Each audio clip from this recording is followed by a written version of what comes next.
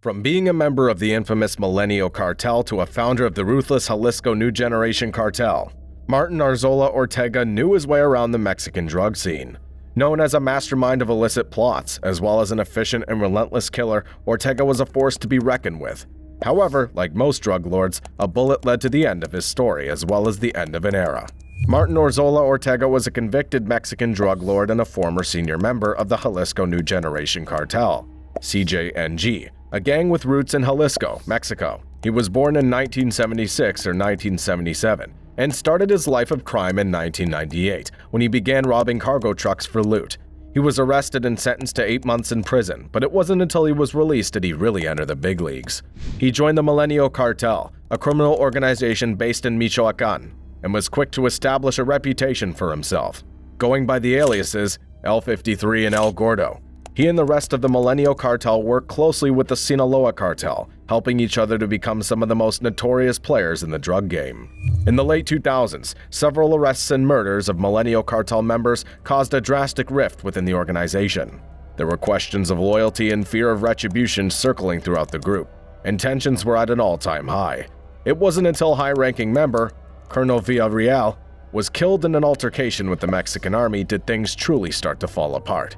The internal conflict within the Milenio Cartel had been brewing for some time, but this was the straw that broke the camel's back. There were two main sides of this war, one being Martin Arzola Ortega, and the other being Elpido Mojaro Ramirez and Victor Manuel Torres Garcia.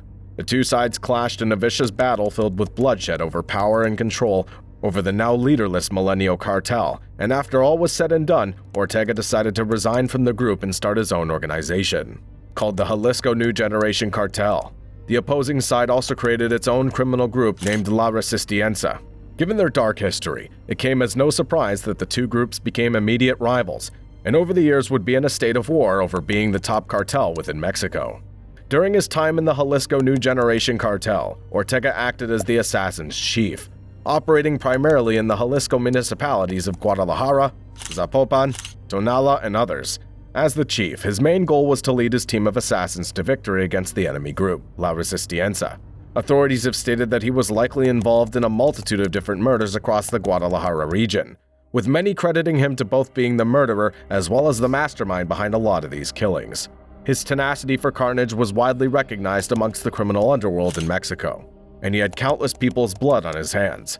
His ability to skillfully eliminate his foes was a resource that the CJNG took constant advantage of, as it helped to propel the group even higher in status in the drug game. Ortega also kept a tight-knit circle, but had an extensive network of contacts, including informants and confidants within the police force and other law enforcement, which helped him stay on top of drug deals coming in and out of the local areas. This information proved to be crucial in the cartel's success, as he was able to closely monitor all drug sales and intercept if need be. This tactic, along with Ortega's many others, was what caused the Secretariat of Public Security to believe that he was responsible for managing almost all of the CJNG's drug operations. During his time with the Jalisco Cartel, Ortega reported directly to the leader, El Mencho. He also used the alias Ramon Franco Zavala during sales and meetings to keep a low profile and avoid being detected by rival cartel members.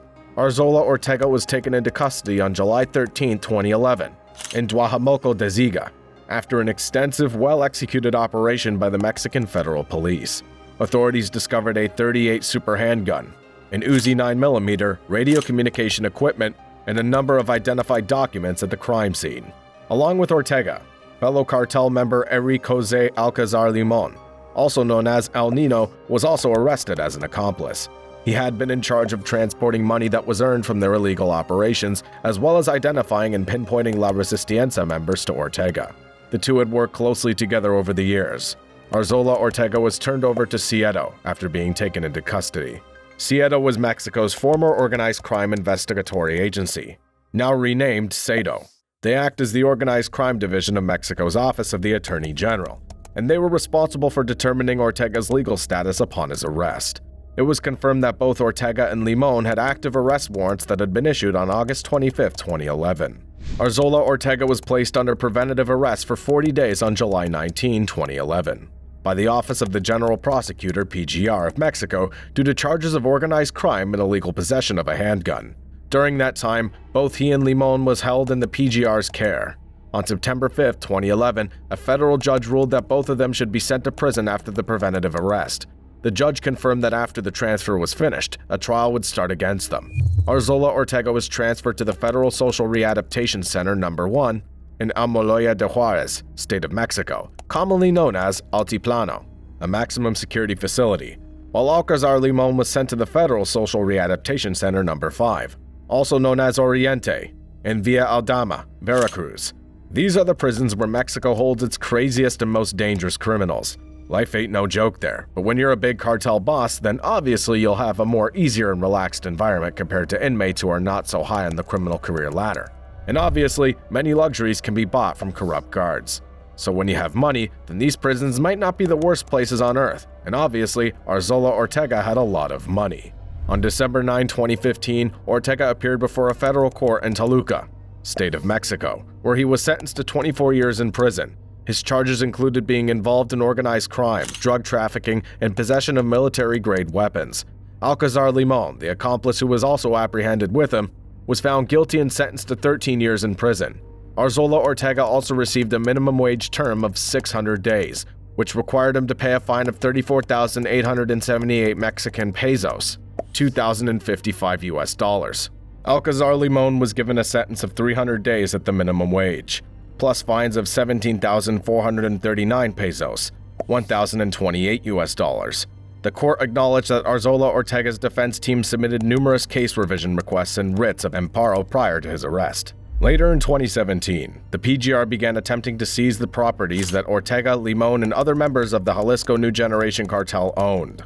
According to court records, Arzola Ortega and Alcazar Limon possessed 2 residences in Guadalajara, which investigators believe were bought with money from drug sales. The first property was in the district of Cruz del Sur and was worth 1.78 million pesos. The second was in the neighborhood of Vicente Guerrero and was worth 876,250 pesos. Arzola Ortega was released from prison in September 2018. The reasons for his release were hidden from the public at the time, but federal authorities revealed that Arzola Ortega's defense team had filed an appeal when the sentence was handed down. A judge mandated a retrial in the case in 2016. After deciding that the PGR lacked sufficient evidence to convict Arzola Ortega, an appeals court magistrate reversed the judge's decision in 2018. So he didn't have to wait for 2 decades to get out. Arzola Ortega only had a conviction for illegal possession of guns, which was good for 4 years. He was released since he had previously served more than 4 years in jail.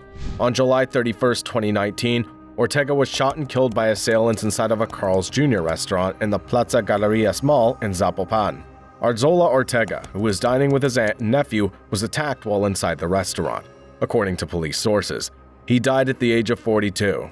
Also, a strange coincidence happened during this shooting. The Nayarit state governor's wife was having lunch with her 2 kids there as well when the shooting happened. They survived, and her security guards managed to kill one attacker as well. His death came at a time when the Jalisco New Generation cartel was at its worst state, and many struggled with the news. The reaction's still yet to be determined, as no one knows if they're plotting their revenge. All we know for sure is that Martin Arzola Ortega undoubtedly left his mark in the Mexican drug game. That's all for today. Thank you for watching Max Corrupt, and be sure to subscribe to learn more about the fascinating yet twisted world of cartels.